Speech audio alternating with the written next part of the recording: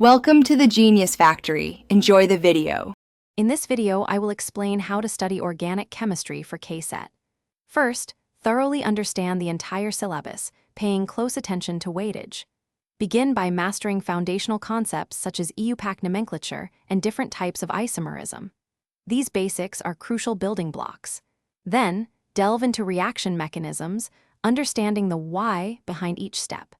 Consistent practice drawing structures and reaction pathways will solidify your knowledge. To study smart, create your own concise notes and flashcards for quick recall of reagents and conditions. Use flowcharts and mind maps to visualize complex reaction sequences and interconversions, which helps in better retention. Solving a wide variety of problems, especially from previous year KCET papers, is essential. Aim to dedicate a consistent block of time, perhaps 2 hours daily, to organic chemistry for steady progress. Focus your efforts on high-weightage chapters such as hydrocarbons, alcohols, phenols, ethers and aldehydes, ketones, and carboxylic acids. Pay meticulous attention to all named reactions, understanding their specific reagents and conditions.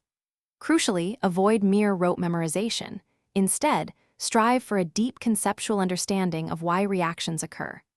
Regularly review any weak areas identified during your practice sessions to turn them into strengths.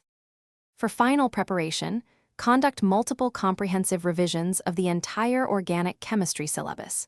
Take timed mock tests regularly to simulate actual exam conditions and improve your speed and accuracy. On exam day, maintain a positive and calm mindset, managing any stress effectively. Ensure you get adequate sleep the night before and have proper nutrition to keep your mind sharp and focused during the examination. Thanks for watching. If you found this helpful, don't forget to like and subscribe.